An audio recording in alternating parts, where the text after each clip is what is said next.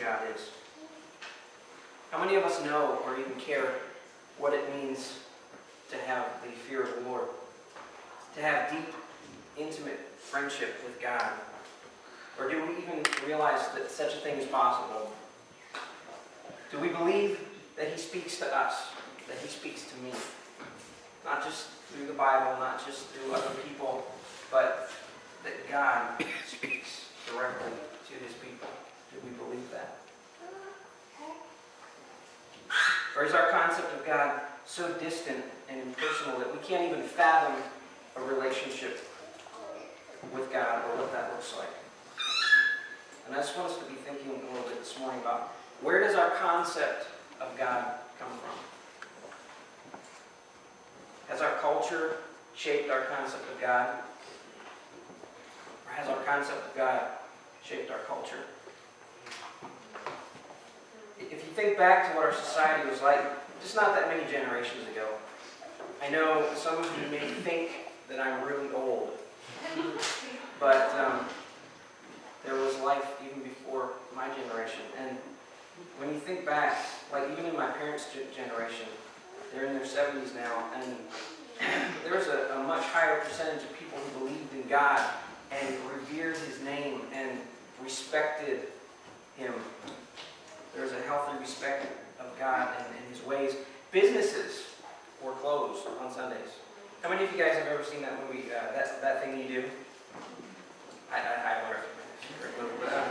There's this one scene, it takes place back in the early 60s, I guess. And there's this one scene, the father of the drummer of this band, he owns this appliance store. And one day, business is slow, and he's looking at his paper. He's looking at one of his competition's ads, and he's like, this place is open on Sunday. I don't believe I want to live in a country where you have to work on Sunday to feed your family.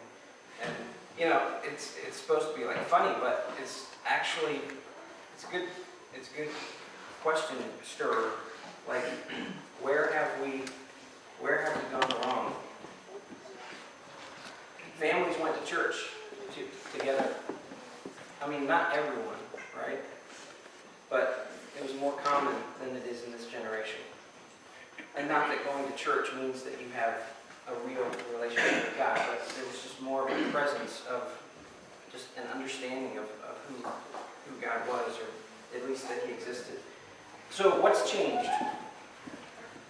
Both my parents' parents, so my grandparents, they were farmers. And so there was more of a presence of both parents at the home, even though, let's be honest, people back then probably worked 10 times harder than most people these days. But there was more of a presence of both parents at the home. Meals were spent together around the table. No cell phones, no Facebook, no TV or video games, just family time around the table. Does that sound like murder? Oh no! What did they do? Or when it got dark, they went to bed, for one thing. So, this in no way meant that they were all healthy or functional families. There is no such thing as a perfect family environment, but having both a mom and a dad is a huge advantage to the majority of the nation's children these days. In the beginning, God. God lived for eternity before He ever created anything. This always blows my mind if I think about this too long. But at some point, I can't even think about this or my mind will explode. But at some point, God decided to create a universe. And, it wasn't that He was lonely. Like, God didn't get lonely and one day say, I think I'll make a cosmos. I have nothing better to do today, nothing on my schedule. It wasn't anything like that. But God desired to pour out His relationship. Because think about this. For all eternity, God lived in this perfect relationship, Father, Son, and Holy Spirit. He didn't need anything. He was perfectly whole within himself. Didn't need anything. He didn't need servants running around getting his lattes or anything like that. Like, God was perfectly whole. He wasn't on some power trip where he just wanted people to worship him or whatever. That wasn't his motivation for creating us. His motivation was he wanted to pour out his love into others. And when he created the human race, he made this incomprehensible statement. He says, "Let us make mankind in our image." Think about that. If nothing in this life has ever brought a smile to your face or made you sit up just a little bit straighter, this should be the thing. God said, "Let us create mankind in our image." It's a big deal. It's actually a huge deal, and I don't think any of us should take it lightly. In the ancient Near East, each culture had their pantheon of gods. They had a god for just about everything you could imagine, and like, god of the weather, god of the crops, god of fertility, all of these different gods. The Canaanites had Baal and his cohort, Asherah, and the gods are always fighting with each other. And so, like, depending on which god you wanted to win that certain fight, because like if you wanted the crops to grow, you would want the god of the crops to win out. And so you would, pray to that god, or you would make sacrifices so that god would be more powerful and be able to beat up all the other gods. So it was really this strange mindset. But the people, they didn't like the fact that they couldn't see their gods. They didn't like the fact that their gods were invisible, and so they would take pieces of stone or wood or whatever, and they would carve these little statues so that it was a representation of their gods. And it wasn't even so much that they worshipped that piece of wood or that piece of stone, but they worshipped the deity that stone represented, that idol represented, that image represented. And so when God said, "Let us make humankind in our image," he was essentially saying that he was about to create a representation of himself on the earth. He out of the ground, he carved, if you will, this image of himself. And he breathed life into it.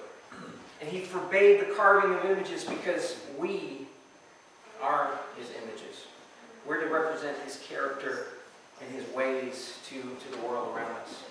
Like, that's our job. Our job is for people to look at us and be able to see the invisible God.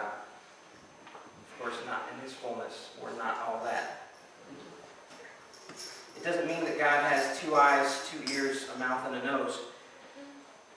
Head and fingers, knees, and toes. But it means that there's something in us that bears his likeness. There's something in us that the world can look at and say, that's what God looks like.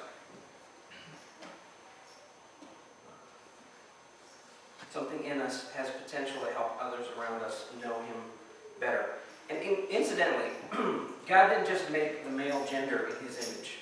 If you look at Genesis 1:27, it says male and female, he created them. And it talks about creating them in his image. And this may come as a shock to some of you, but God is not a man. And God is not a woman. God's not male, God's not female, but God transcends gender, but has characteristics of both. And all throughout the Bible we see this. In Isaiah 42:13, it says, "The Lord goes out like a mighty man, like a man of war. He stirs up his zeal, he cries out, he shouts aloud, he shows himself mighty against his foes. For a long time I have held my peace, I have kept still and restrained myself. Now I will cry out like a woman in labor. I will gasp and pant.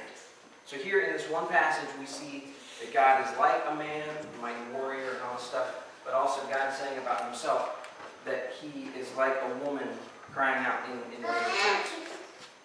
In Isaiah 66:13, God is talking to his people, and he says, "As one whom his mother comforts, so I will comfort you. You shall be comforted in Jerusalem." You know, he could have just as easily said, like one whom his father comforts. But we all know that when it comes, when you scraped your knee when you were little, when you got a boo-boo, did you go running to daddy or did you go running to mommy?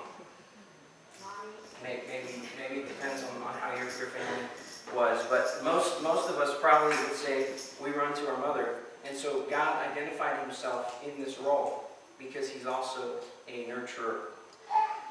In Luke 13:34, these are the words of Jesus. He stands up and he's crying out to the people of Jerusalem. He says, "Oh, Jerusalem, Jerusalem, the city that kills the prophets and stones those who are sent to it. How often would I have gathered your children together as a hen gathers her brood under her wings, and you would not." And then in Luke 15, Jesus tells these three stories about these lost items. You guys remember the stories? You've got the lost sheep, you've got the lost coin, and you've got the lost son. And in each one of these cases, the one who lost the item represents God in that story, okay? So you've got the shepherd who loses the one sheep and he leaves the 99 and he goes out just to find that one lost sheep. It's a representation of God. Second story, we've got this woman who loses one coin and she sweeps her entire house until she finds that coin, and then she throws a big party at her house. And in the third story, we see this father whose son runs away and squanders all of his inheritance. And we see the father out there the whole time, just looking at the horizon, waiting for his son to come back. In each one of these stories, we see a representation of God. In the second story, who was the representation of God? A woman. Some of you are like, can I really say this? Woman. Yeah, it was a woman. And so, that, again, all of this, my point is just that God is neither male nor female. So, I know I'm taking a long time to establish this point, but I think it's pretty important. He has characteristics of both men and women. We're both made in his image and bear different aspects of his likeness. So when God created Adam and said, "It's not good for the man to be alone," this is the first time in the history of eternity that these words were ever spoken. Because before that, everything was just good. It's all good. It's good. God was like, he created this universe, and he's like, "Man, this is good. I'm good. Like, this is good." And then he looks at the man and he says, "This isn't so good." And he wasn't talking to the man. The man was good because God doesn't make any mistakes. But he looks at this man that he's alone and he's like, this is not good. And it wasn't like this occurred to God. Like, he knew. It wasn't, oh, shoot, I did something wrong here. But he's just, he's a verbal processor, I guess. This is not good. And so God, in his infinite wisdom and mercy, he rips something from this man's side. I don't think it was just a little rib, but whatever. It was something from his side, this taking apart. But then, so he creates this woman, but then, that's not even good enough. He brings them back together. And in this marriage of male and female, we see a fuller picture of the glory of God. We see a fuller picture of who God is, because the man alone wasn't enough of a representation of God's character. Man and woman, husband and wife, united in a lifelong commitment of mutual love, respect, honor, and service, showed a fuller picture of who God is than either one of them could have done on their own. So I'd like to suggest this morning that as husbands, as wives, as fathers and mothers, our number one job, our number one priority is to represent the character of God to those around us. To bear his image in a way that doesn't misrepresent him. As parents, there's no greater calling than to represent the heart of God well to our children. And as I stand up here saying that, I feel the weight of that responsibility. Like, that's a big thing. So hopefully some of the rest of us are squirming in here this morning too, because this is kind of huge. Jesus used the term Abba to refer to God, and he wasn't talking about the 70s disco band, as catchy as their tunes are. Abba was an Aramaic word, and in most Bibles it's translated father, and that's cool, whatever. But the term Abba was much more intimate. It was actually like daddy. It was like papa. Think of whatever term of endearment you can think of for a father. That's what Jesus was saying. It was actually a revolutionary and a revelationary statement that Jesus was making. Jesus was inviting the people of his day and everyone else who has lived since then into an intimate relationship with God that had never been seen before. But this idea of God as Father has tripped a lot of people up over the years. We live in the most fatherless generation of all time. Broken homes have taken the place of two-parent homes as the norm of today. Parents have handed over the education of their children to a system that no longer acknowledges him. Too many children, when hearing that God is a father, automatically get pictures in their heads of an angry, disappointed, distant, impersonal man sitting in the clouds somewhere. He's off there somewhere. Maybe they get to see him every other weekend, but even then he's probably not going to be real happy with them. He'll never quite be good enough to please him because he demands so much. I can't tell you how many times I've heard people say how twisted their view of God has been because of not being able to relate to this whole idea of God being my daddy. Some of us, let's just be honest, some of us have no good memories of our dads. Some of us have had amazing dads, but they still fell very short of reflecting God's character and his heart fully, because no parent is perfect. I know my children are sitting there in shock. That's okay.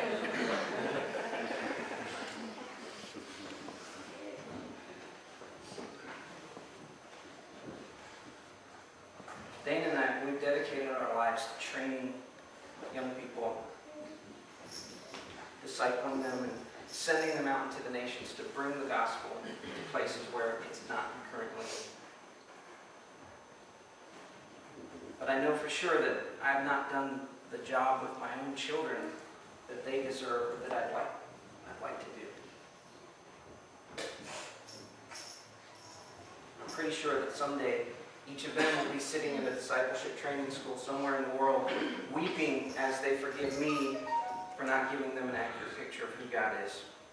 Because the bottom line is, our children need a revelation straight from the heart of God. No matter what kind of job we do as parents, what they really need is a revelation from God. And that's why even the worst parents in the world, their children aren't off the hook. Their children have no excuse because God can give them a revelation of his heart as well. So, we can do our best, but the old song, I did my best, but I guess my best wasn't good enough. And our best will never be good enough. It will always fall way short. So, before any of us start getting comfortable saying, whew, I might be a screw-up, but I'm not as bad as the guy sitting next to me. Representing the character of the universe to our children is the biggest job that we could ever imagine. And we can't ever allow ourselves to think, I'm doing good enough. I'm not as bad as the serial killer down the road. We can't fall into that kind of thinking. God will hold us accountable for how we represent Him in our homes and in the world. Too many people have been wounded and abused by parents or spiritual leaders in the name of Jesus when He has had nothing to do with those people's actions. And they end up hating God because when they hear that God is their Father, they think that that means that He's angry and abusive and hateful, and they want nothing to do with Him. So as men, we make all kinds of excuses for not developing intimacy with our children, or our wives for that matter. We grunt and we play with our toys. And we say, well, that's just the way God made me. I'm a man after all.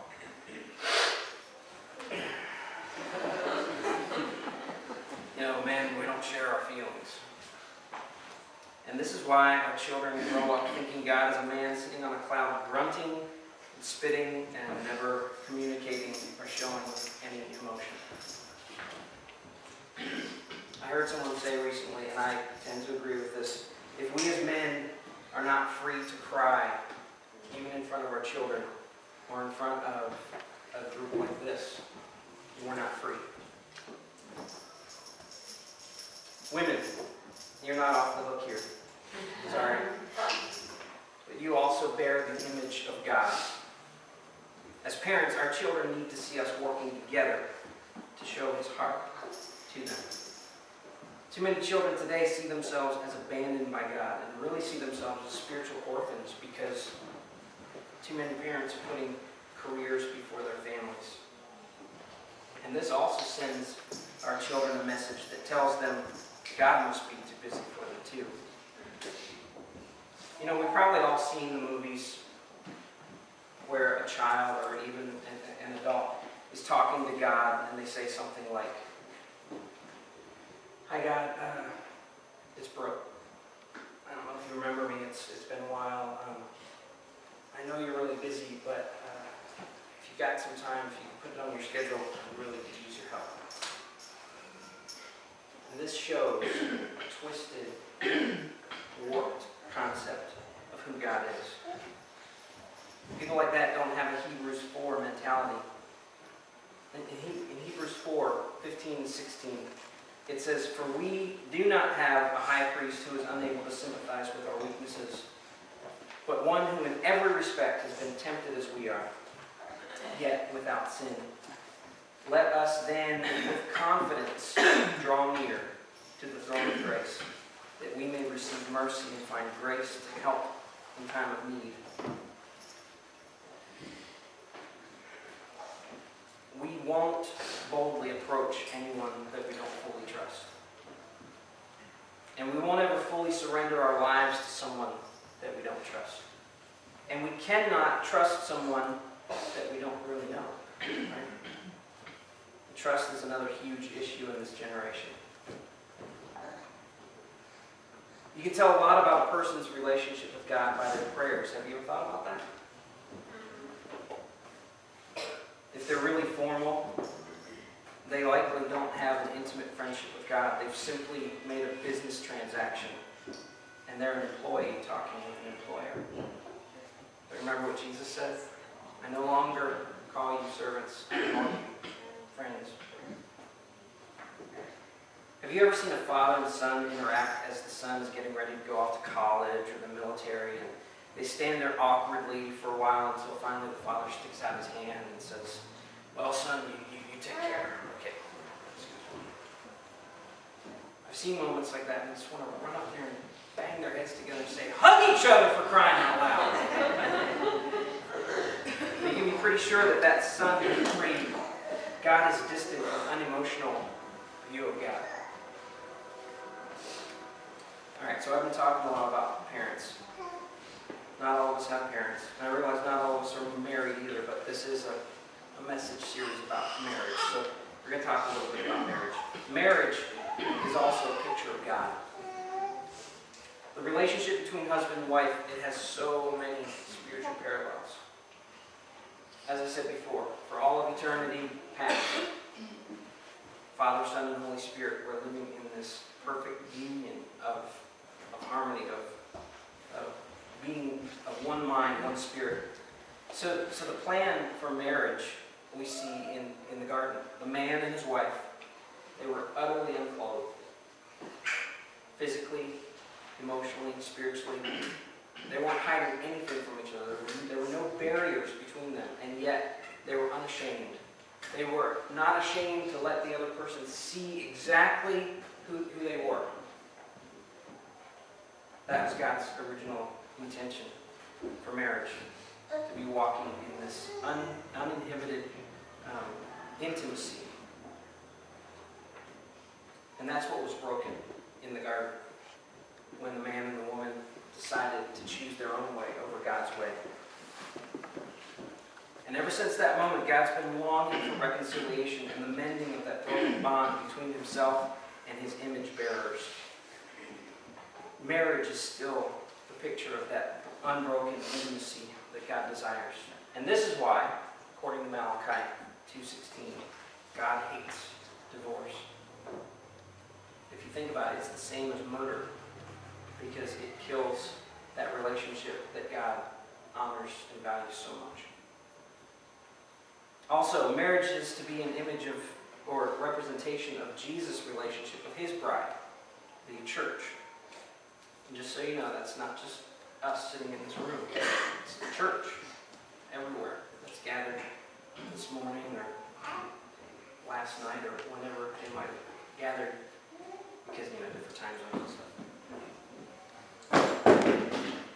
So divorce also misrepresents God in this way, because he would never be unfaithful to his bride, nor would he break the vows that he made to her. In the book of Hosea, we see God's heart for his bride when he tells Hosea to go and to take this harlot as his wife.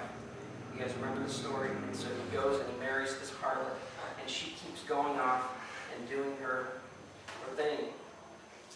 And Hosea keeps going after her, bringing her home. He keeps loving her.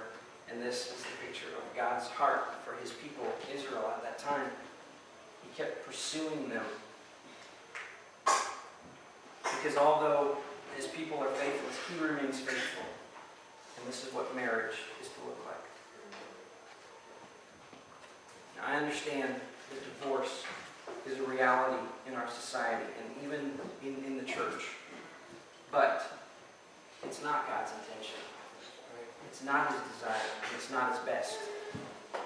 He hates it because it misrepresents his character. So husbands and future husbands, Joel. Sorry, you were just the first single man that Husbands, future husbands, love your wives as Christ loved his bride and gave himself for her. And if you're not sure what that looks like, sometime watch The Passion of the Christ and tell me how you're doing with that. It's not just dying for her either. It's living each and every day for her. Washing her feet. We cannot come home from work and just disengage. We can't just come home and shut out the world because we had a rough day.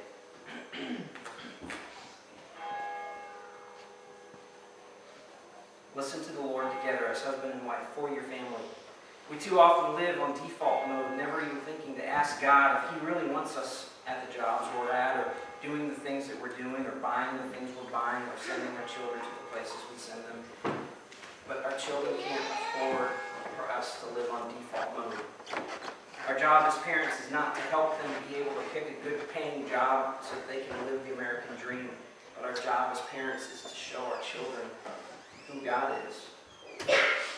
Because our children won't even know who they are. You guys remember the Lion King Rafiki, he's like, you don't even know who you are. We can't even know who we are if we don't know God. Amen. And so how can we know what we're supposed to be doing in our lives?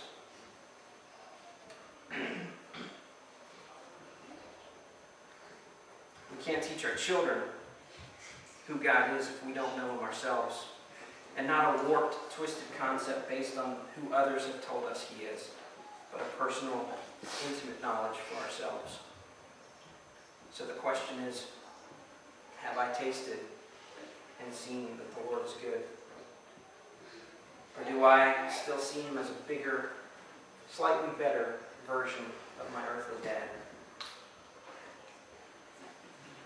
And then the really big question is, all right, so how do I get past all of my misconceptions and get to know God for real? First, we need to be honest with ourselves. If we don't know God in the way that we'd like to, let Him know that, because He already knows. He's not going to be shocked. He desires it more than we do. And He's really good at communicating. Second, we need to stop reading the Bible to find ourselves in it. This is our tendency, right? We read the Bible to see what it has to say to me or about me. But the Bible isn't about us. The Bible is about God. And we read the Bible to get to know who He is. And in turn, He'll tell us who we are. So, as you read the Bible, keep a notebook with you and jot down what the passage tells you about God. What attributes or characteristics of God do I see here? What have I learned about God through this? It's like any other relationship. If we go into it only for what we're going to get out of it, it probably won't be very healthy. So get to know what pleases God. And this might surprise us too, but it is possible to please God. According to Ephesians 5, 8 through 10, it says, You were formerly darkness, but now you are light in the Lord. Walk as children of light. For the fruit of the light consists in all goodness and righteousness and truth, trying to learn what is pleasing to the Lord. And so we can know what pleases the Lord. It's like in marriage, we're constantly learning what pleases our wives or our husbands. And then we do those things. We do those things not because it's just this checklist of got her done, but we do it because we love our wife. We love our husband. Come to God from a place of relationship, not duty. Too often we come to God and we're like, oh, okay, I got that done, but it's not ever done. You're never done with a relationship. You can be done with religion. You know, okay, check that off. It's measurable. But relationship is not measurable. You never get to a point where you're done. It's always growing. So, also, we need to be open to letting our concept of God be changed by Him. Let Him wash away any concepts of Him that have been put there by others. Abusive family members, spiritual leaders, Sunday school teachers, books or commentaries. And let God give us a revelation of who He is. And then husbands, show your wives what God looks like. Wives, show your husbands what God looks like. Parents, show your children what God looks like.